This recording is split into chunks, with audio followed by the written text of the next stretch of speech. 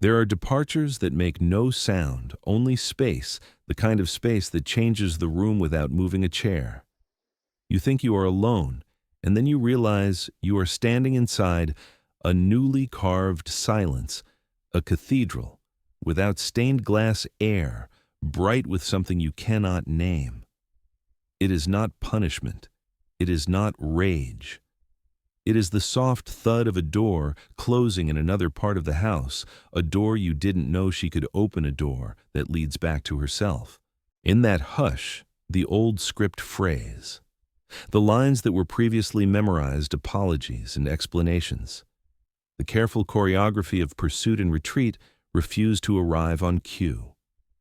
He stands where he has always stood, believing that gravity bends to his certainty, and suddenly the floor is water. There is no dramatic exit, no trembling speech to frame the moment, just absence with a spine. It feels like standing at the mouth of a tunnel and hearing nothing but your own breath amplified until it becomes a question. Perhaps this is what Jung meant when he said, "What is not made conscious becomes fate." Fate not as a thunderclap, but as an arrangement of quiet one that illuminates the contour of a life we have refused to name. Silence is a demanding teacher. It insists we listen to the echo of ourselves. In the beginning, he calls it a game. He says she will return. He says all currents circle back. He says it like a prayer because he does not yet know he is praying. Days unfurl with their ordinary rituals. Coffee. Cooling on the desk, the glow of a screen. In a dim room, the efficient ceremony of messages sent and answered. But the edges blur. Something trembles beneath the surface, a hairline crack that extends each time he looks away. The world goes on, as the world always does, and yet the music has moved a half-step lower. The air smells of rain that hasn't fallen. He laughs in the right places, and the laughter sounds like shoes left outside a door, present but empty of feet. In dreams, symbols do what language cannot. She appears not as a face, but as a threshold standing at the far end of a bridge that seems both near and unreachable. He tries to run, but the path is syrup. He wakes with a weight in the chest that coffee cannot lift. He tells himself stories about timing and temperament, about two imperfect people drifting apart. The stories sound reasonable, and yet he repeats them so often they reveal themselves as spells, incantations to keep a harder truth at bay. Meanwhile, what he once called indifference is not indifference. It is her returning to the home she abandoned for too long. It is the end of explaining what should have been recognized, the end of sanding down her edges to fit inside someone else's plan. To choose oneself is not to close. It is to open a door out of loneliness, and it is astonishing how much noise a single quiet decision can make in a life that depended on her to keep insisting. The mirror he feared was always language. The argument, the plea, the long midnight conversation he knew how to win. But silence offers a crueler mercy. It removes the opponent and leaves him alone with the opponent he has always avoided. He begins to notice the small erasures. The pause too long before a reply, the restless scrolling, the late-night compulsion to check whether absence still holds his name. Not love, not yet. An ache. A bruise where certainty used to live. There are silences that punish and silences that heal.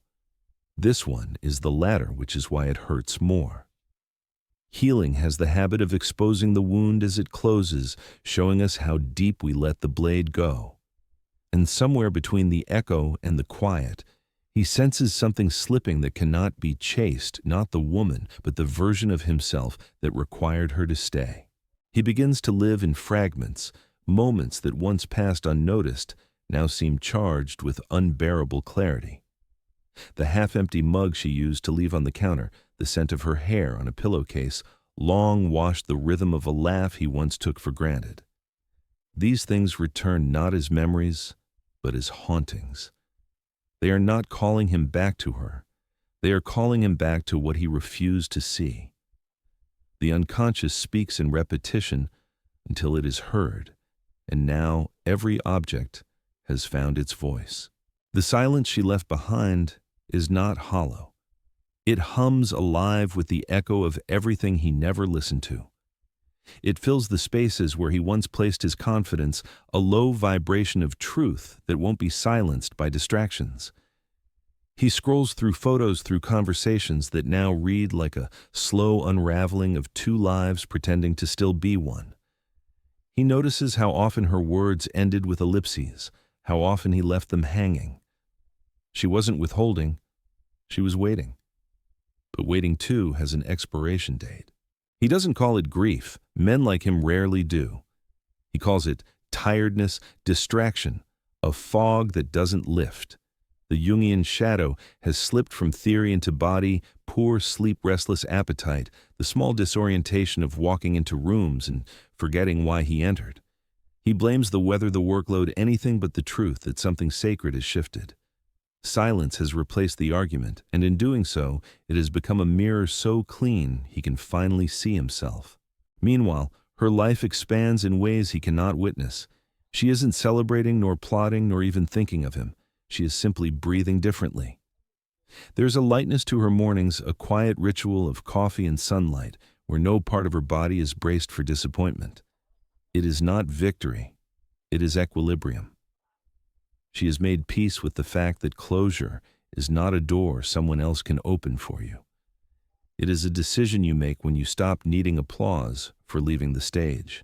He feels her absence like a hand pressing gently against his chest. The pressure is not pain, but awareness. He tries to return to the old rhythms, the friends, the noise, the quick laughter at bars, but everything feels slightly out of tune. The world hasn't changed. He has. Or rather, something in him is changing despite his resistance. Jung wrote that what we resist persists, and now that resistance has turned inward, scraping against the edges of his comfort. He begins to see that control was never strength, it was armor, and her silence pierced it with ease. At night he dreams of water. He stands by a lake whose surface is glass, reflecting a sky too still to be real. Across the water she walks away, not fast, not angry, just steady. He calls her name and the sound dies before reaching her. In the dream he understands what waking refuses to admit. She is no longer an object in his orbit. She has become an element air distant, something he cannot possess. He wakes with the taste of rain in his mouth, his pillow damp, unsure if it's sweat or tears. He tells himself it's just a dream, though his heart beats with a truth he cannot rationalize. The next morning he opens her social media out of habit. There are no new posts, no hidden messages, only the quiet architecture of her absence. He scrolls through old photos, stopping on one where she is laughing, not for him, not at him, just laughing. He studies it like an artifact, trying to remember what made that moment possible. But the harder he looks, the less he finds. Because what he misses isn't her, not entirely. It's the man he thought he was when she loved him. The one who believed affection was infinite, that forgiveness was renewable, that silence was compliance. He doesn't know it yet, but this is where transformation begins, not in the return, but in the reckoning. He is being forced against his will to meet the parts of himself he once outsourced to her. The parts that needed validation to feel whole, the parts that mistook power for presence. Silence is stripping him bare, not out of cruelty, but necessity. Because growth never comes wrapped in comfort. It comes disguised as loss. There comes a day when the noise inside him becomes louder than the quiet she left behind. It's not her voice he hears, but the echo of everything he refused to say while she was still there, the small apologies that never crossed his lips, the gratitude swallowed by pride, the tenderness postponed until it expired. He starts to realize that silence, once dismissed as absence, is in fact the most articulate response he's ever received. It is her way of speaking without using words, of saying, "I am no longer available to your unawareness." He notices now how her departure wasn't an exit, but a revelation. She didn't vanish. She dissolved from his old world, the one built on imbalance and expectation. She slipped through the cracks of his control like water through a clenched fist. He begins to understand that she didn't leave to punish him. She left to preserve herself. and that distinction, subtle as it is, unravels something deep inside him. At first, he mistakes it for regret, but regret is too clean a word. What he feels is more primal, a dismantling of the scaffolding that held his ego upright. Every assumption about love, ownership, and control begins to crumble. He replays their last conversation, trying to locate the moment when her voice stopped asking and started affirming its own freedom. He remembers thinking she sounded calm, too calm. And now he understands that calmness is what truth sounds like when it stops needing to convince anyone. Her silence has become a teacher, and the lessons arrive through symptoms. He cannot focus the way he used to. Meals lose their taste. The nights stretch long, but sleep doesn't come easily. He used to believe he was immune to heartbreak. Now he sees heartbreak is not always about romance. It's about confronting the parts of yourself that can't survive honesty. The mirror she left behind is merciless, reflecting not the villain he feared to be or the hero he tried to play, but the unfinished man who existed between them. Meanwhile, she continues her quiet metamorphosis. She has stopped checking if he's seen her stories, stopped drafting messages in her mind. Her silence is not the absence of feeling, it's the presence of self. There's a strength that grows only in solitude, a strength that doesn't roar but hums softly beneath the skin. She spends her mornings differently now, sometimes reading, sometimes walking barefoot across the cold floor, sometimes just standing at the window watching the light shift. And in those still moments she feels something she had forgotten, peace without permission. He senses her transformation, though they haven't spoken. Energy has a way of traveling across distance. It seeps through the invisible fabric between souls once intertwined. He feels it in the quiet hours, that subtle shift when someone stops orbiting your gravity. He opens his phone, types her name, deletes it again. Pride still holds him back, but not with the same confidence. Now it feels like a wall he built to keep himself from the truth that he misses her, not because of what she gave, but because of what she revealed. And what she revealed was devastatingly simple, that love cannot survive where consciousness refuses to grow. She had outgrown the version of him that refused reflection, and in losing her, he begins to meet the self he always avoided. Jung said the shadow must be integrated, not denied, and now he sees what that means. The ache in his chest, the restless thoughts, the strange melancholy, they are the shadow knocking on his door, demanding to be seen. For the first time, he stops running. He sits in the middle of his unmade bed, hands clasped loosely, and lets the silence in. It doesn't comfort him, but it doesn't destroy him either. It just exists, vast, unjudging, real. He breathes into it, and in that breath he understands that silence isn't her absence anymore. It's his initiation. The initiation unfolds slowly without revelation or applause. It begins in the smallest gestures, in how he lingers a little longer before reacting, how he notices the weight of words before speaking them, how he learns to sit with discomfort instead of drowning it in distractions. He starts to understand what she must have felt in those final months, how exhausting it is to love someone who refuses to meet you at the depth where connection truly lives. For years, he thought love was performance gestures, gifts, grand declarations. Now he sees it was presence she wanted, not performance. And presence demands awareness, not control. There's a moment when he doesn't anticipate, when he dreams of her again. But this time, she doesn't walk away. She stands before him still and unguarded, wearing no expression he can decipher. Behind her is a field of tall grass, swaying under an indifferent sky. He reaches out to speak, but no sound comes. She tilts her head, not in pity, not in invitation, just acknowledgement. Then she turns and dissolves into the horizon. He wakes with a strange peace, as though the dream wasn't loss, but permission. She no longer belongs to his story, and somehow that feels right. Meanwhile, she moves through her days with an ease she never had before. The silence she once feared has become her companion. It speaks to her in quiet revelations, in the warmth of morning light, in the steadiness of her own breath, in the knowledge that peace isn't the absence of pain, but the presence of alignment. She has stopped needing to be understood. She has stopped needing to prove her softness isn't weakness. Her stillness is no longer defensive. It's sacred. Sometimes she thinks of him, but not with longing. More with gratitude, the way one thanks the storm for clearing the debris. He was a necessary mirror, but she doesn't need it anymore. She has learned to look inward without fear. The silence that once separated them has become the bridge to her own becoming. He begins journaling, a habit born not of inspiration, but desperation. At first, the words are stiff, analytical, like he's taking notes on himself, but gradually they soften. He writes of childhood, of a mother's distant affection, of how praise became the currency of love. He begins to connect the threads. The control he once mistook for strength was only a shield forged in the loneliness of his youth. The silence she left behind has become the space where his buried stories rise. Jung would have called it individuation, the painful but necessary unfolding of the self into wholeness. He no longer checks her social media. Not because he's stopped caring, but because he's stopped searching for himself there. The energy once spent rehearsing what he'd say if she ever came back is now spent learning how to listen first to his own thoughts, then to others. When his friends talk, he doesn't just wait for his turn to reply. He listens. He hears.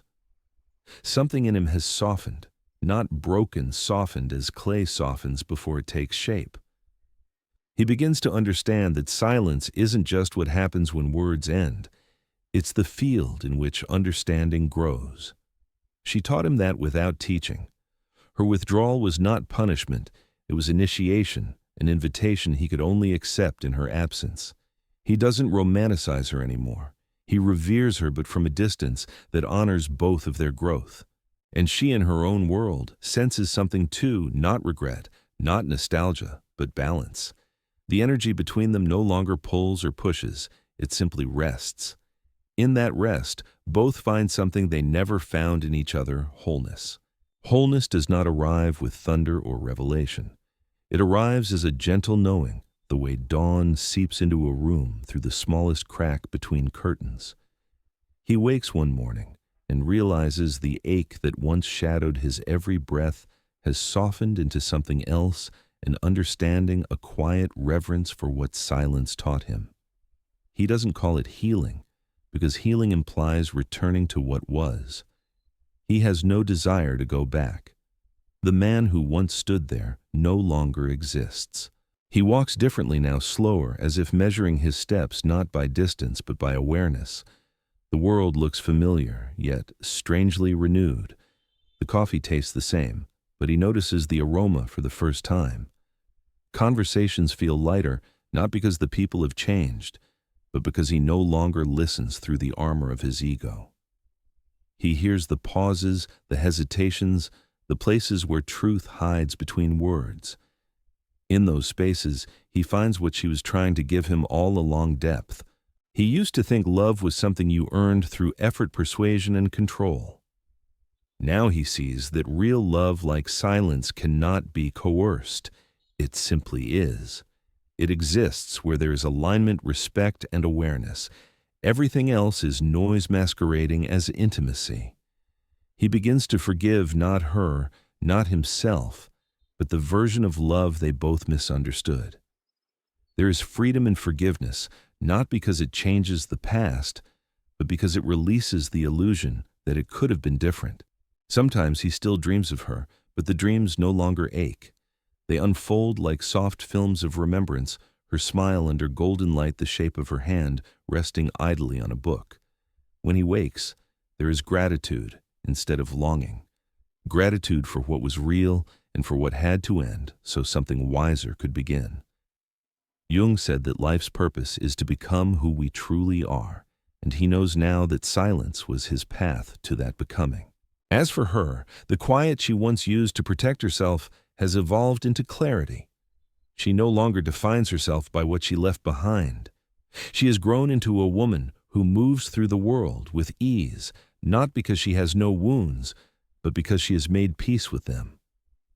When she laughs now, It comes from somewhere deep-grounded, unguarded.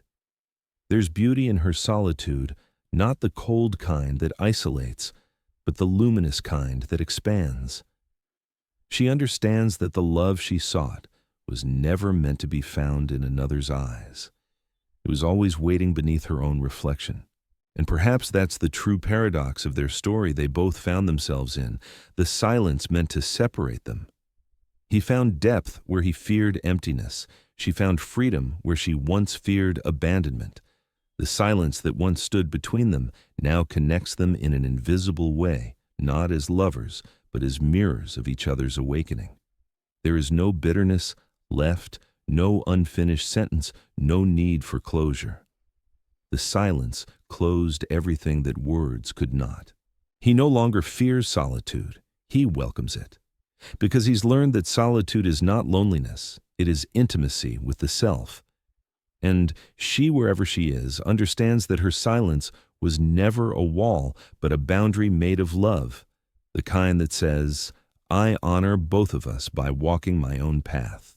Now when he looks back, he doesn't wish for her return.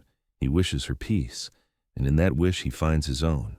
If you've walked through silence and found yourself on the other side, if you've learned that choosing peace is not loss, but transformation, let this story remind you that self-love is not loud and healing is not always visible. Sometimes it is the quietest decision that changes everything. If this reflection spoke to your heart, take a moment to like, share, and subscribe. And tell me in the comments, have you ever found power in your silence? Your story might be the light someone needs tonight.